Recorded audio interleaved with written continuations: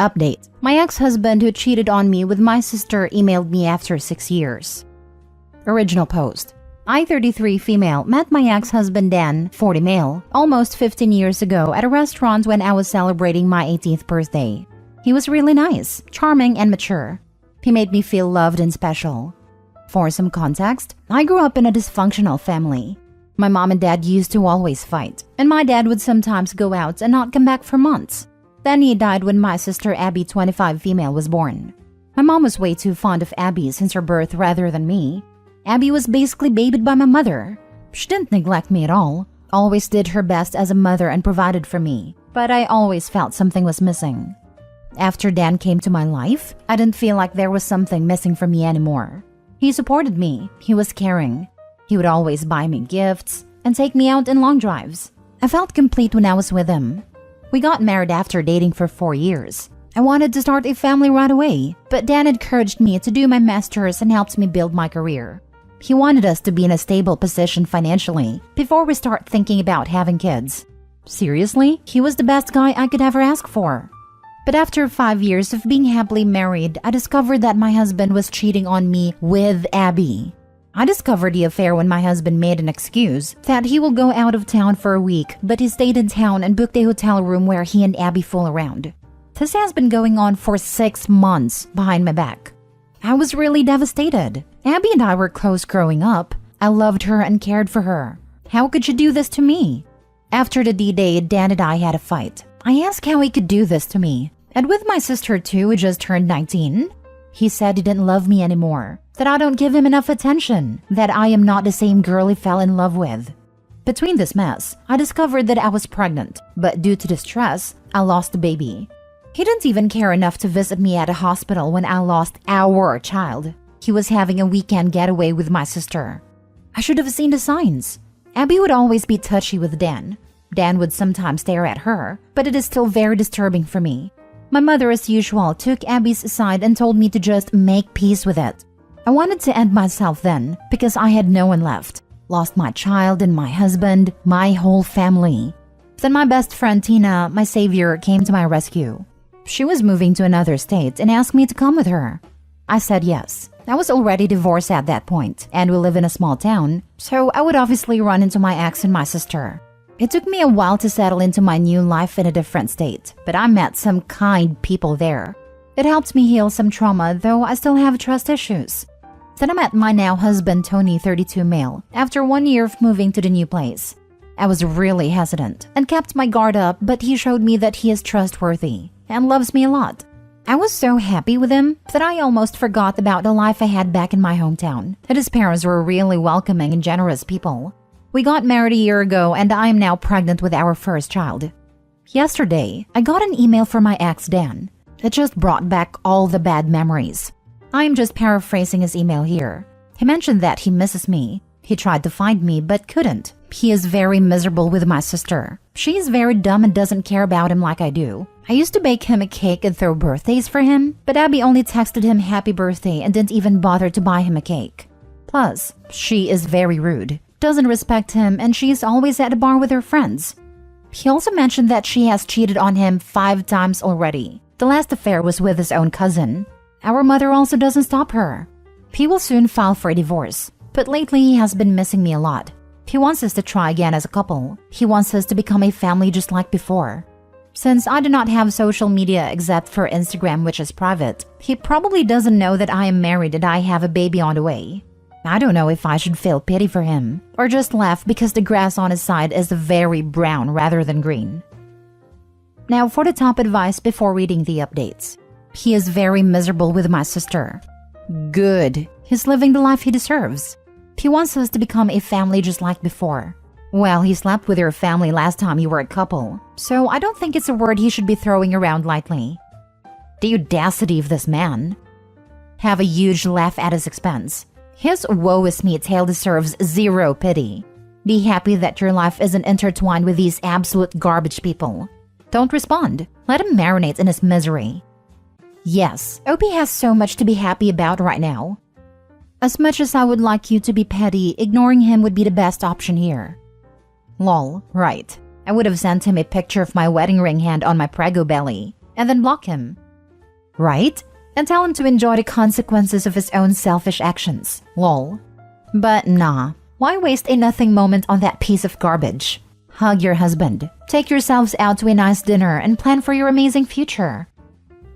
And now for the updates. I just wanted to say thanks to all of you who messaged and showed me support. I have decided to send him an email and be done with it. It goes like, Dan, I am sorry to hear that you are suffering, but there was no way I would be with you.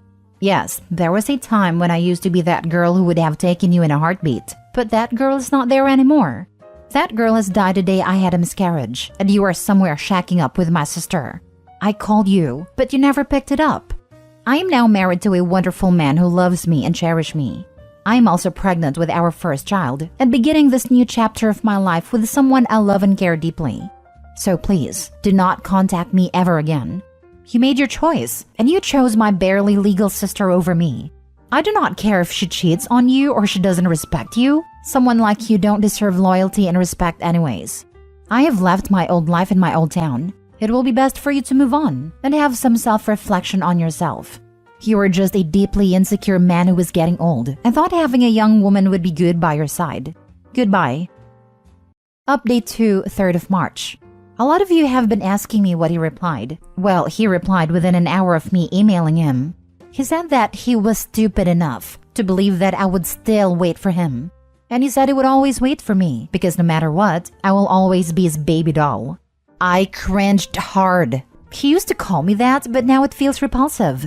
I also got an email from my mom and my sister. My mom just congratulated me and was excited that she's going to be a grandmother. And my sister also did the same and said she will be the cool aunt.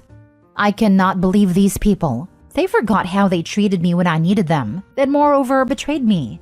I cried for a long time because I have been reading your comments.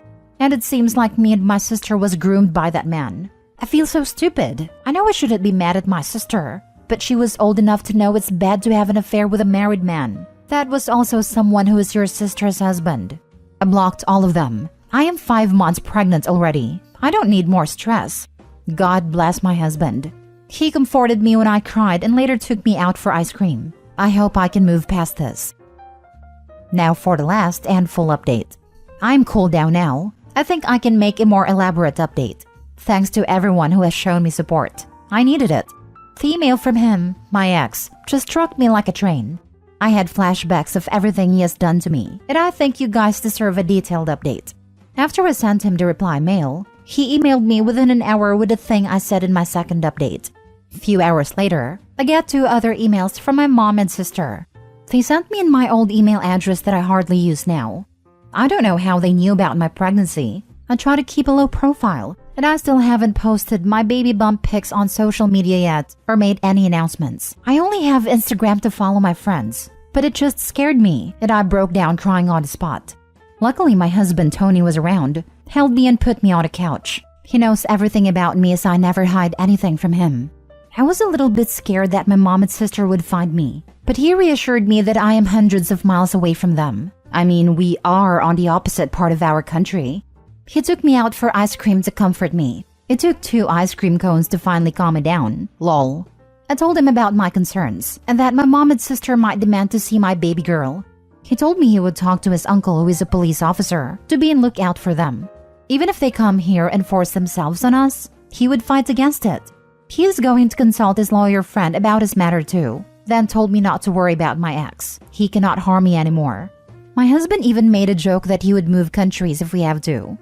Lastly, someone in my post commented that I should alert the daycare about my mom and sister in case they try to steal my baby. Well, we aren't planning to put her in daycare. Even though I'm currently working, I decided I would quit my job and look after my baby and focus on healing from giving birth.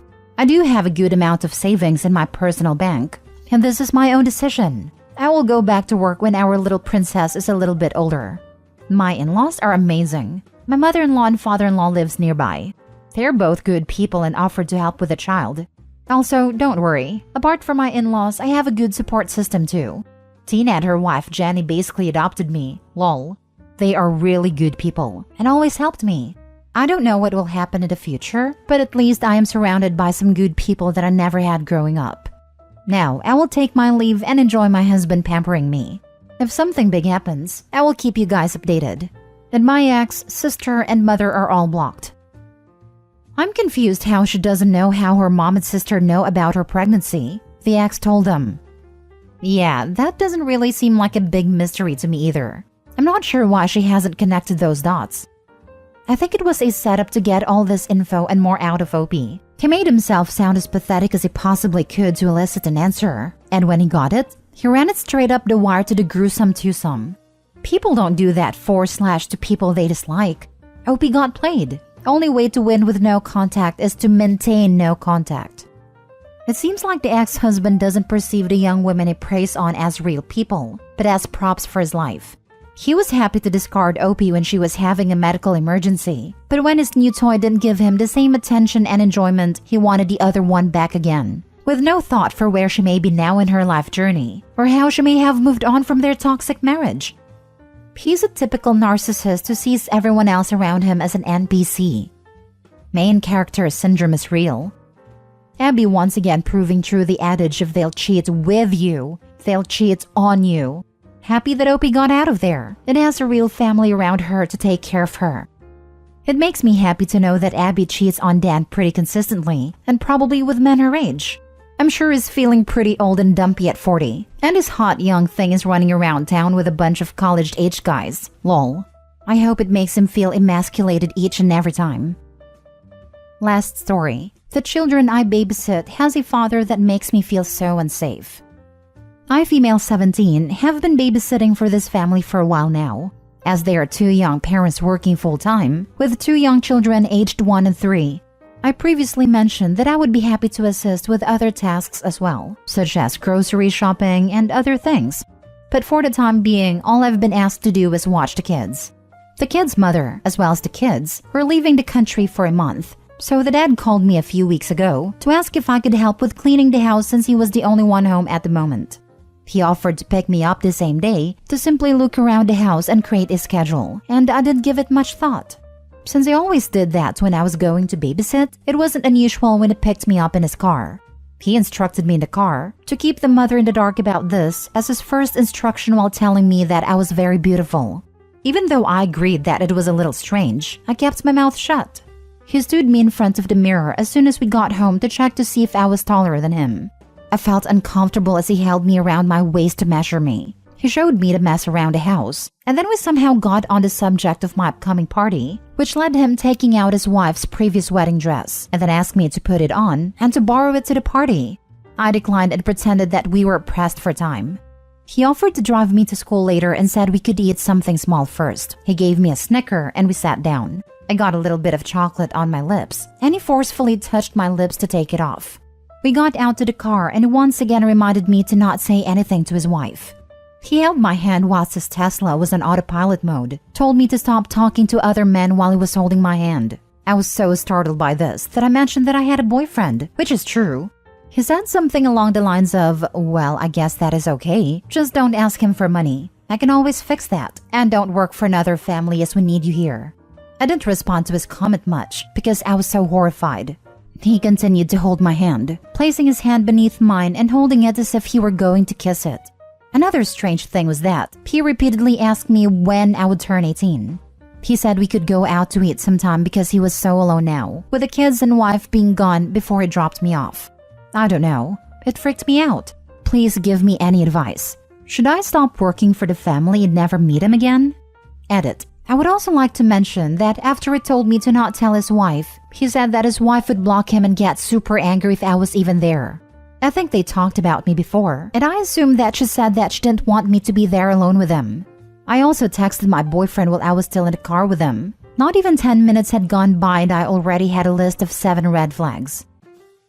Now for the top advice. Tell your parents, and then talk to the wife with your parents there for safety. Never keep this kind of thing a secret. Tell her you can never work for her or her family again, and then block their number. You do not need a job that much to put yourself in a dangerous situation. And he even tried to offer money and be your sugar daddy? So gross. Stay safe. Don't ever go back there. Thank you. I talked to my parents as soon as this happened, and they also advised me to not go back and work for them. I'm a little sad since I really loved kids, and the wife is very sweet as well.